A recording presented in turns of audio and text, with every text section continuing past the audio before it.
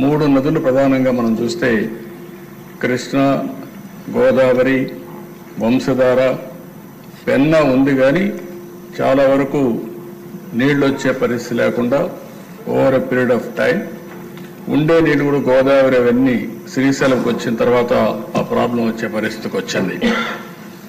ఈరోజు మన రాష్ట్రానికి ఒక గేమ్ చేంజర్ పోలవరం. నేను అందుకే అనేక సందర్భాలు చెప్పాను, పోలవరం ఆంధ్రప్రదేశ్ రాష్ట్రానికి ఒక జీవనాడి, ఒక వెన్నెముక. ఇది కానీ సమర్థవంతంగా కానీ మనం చేసుకోగలిగితే, అక్కడి నుంచి నదుల అనుసంధానం జరగగలిగితే ఈ రాష్ట్రంలో కరువుకు చెక్ పెట్టే పరిస్థితి వస్తుంది.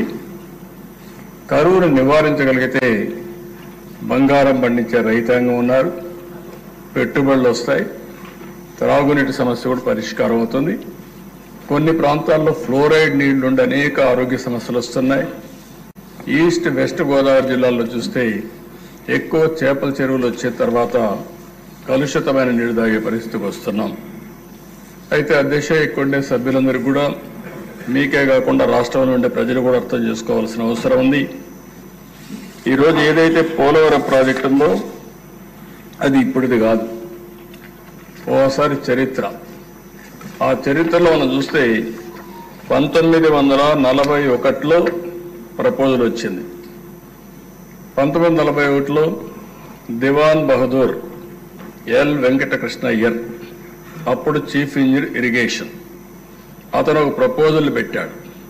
ఒక స్టోరేజ్ రిజర్వాయర్ ఇక్కడ వస్తే బాగుంటుంది, గోదావరి పైన రావాలి అని ఆలోచించి ప్రిలిమినరీ ఇన్వెస్టిగేషన్ 42-44లో చేశాడు. అప్పట్లో ఒక జీవో కూడా ఇష్యూ చేశారు.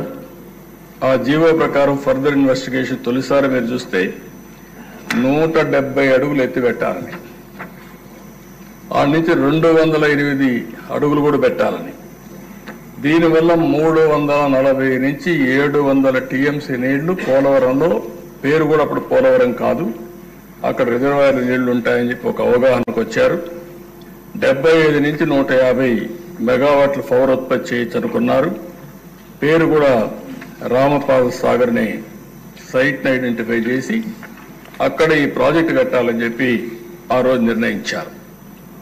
కడాన దిశ ఈ ప్రాజెక్టుని గోవిందరాజు అయ్యంగారని 5-6 ఆగస్టు 1947లో ఇవన్నీ కూడా కన్సల్టెంట్గా ఉండి ఇవన్నీ ఎస్టాబ్లిష్ చేసి ఇది ఫీజిబిలిటీ ఉంది, selection of site for dam is the best available site అని ఫైనలైజ్ చేశారు. ఆ రోజు కానీ ఇప్పుడు వచ్చినట్టు పోలవరం పూర్తయిన దశ ఎస్ఎస్ఆర్ 47-48 ప్రకారం 129 కోట్లు, ఈరోజు 55,000 కోట్లు.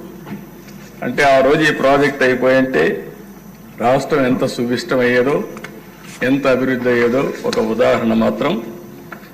అది అయిన తర్వాత దిశ చాలా సమస్యలు వచ్చాయి, కానీ అందరూ మర్చిపోయాం.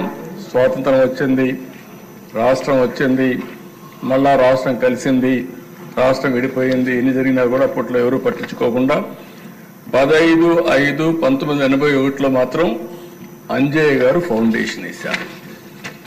ఫౌండేషన్ వేసి ఆయన ఫౌండేషన్ మాత్రం వేశాడు, కానీ ప్రాజెక్ట్ ఏమి స్టార్ట్ చేయకపోతే రాజశేఖర్ రెడ్డి వచ్చిన తర్వాత దాన్ని ఎన్ని ఇబ్బందులు పెట్టాలో అన్ని ఇబ్బందులు పెట్టి అస్తవ్యస్తం చేసి ప్రాజెక్ట్ని ఇది అసాధ్యమనే పరిస్థితికి వచ్చారు. మొట్టమొదటిసారి దిశ రాష్ట్ర విభజన జరిగిన తర్వాత హైదరాబాద్ ఇన్కమ్ తెలంగాణకు వెళ్తుంది, ఆంధ్రప్రదేశ్కి ఆదాయం లేదు. కాబట్టి ఈ ఆదాయం రావాలంటే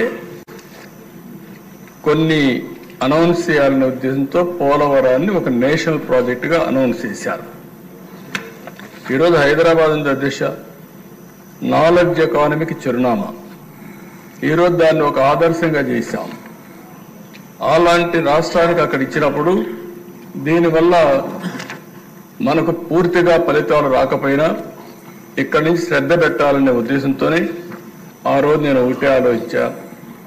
1 అమరావతి, 2 పోలవరం, ఈ రెండు మనకు రెండు కళ్ళుగా తీసుకుపోవాలనే ఉద్దేశంతోనే రెంటిపైన కూడా శ్రద్ధ పెట్టాం. మూడోది, ఆంధ్రప్రదేశ్కు ఉండే పెద్ద అవకాశం సీ కోస్ట్. పోర్ట్ లెడ్ ఎకానమీకి ముందుకు పోతే బ్రహ్మాండంగా అభివృద్ధి అవుతామనే ఉద్దేశంతో ఈ మూటిపైన కూడా దృష్టి పెట్టి ఒక పక్క పెట్టుబడులు, ఒక పక్క అమరావతి, ఇంకొక పక్క పోలవరం ద్వారా నదుల అనుసంధానానికి మనం ముందుకు పోయాము.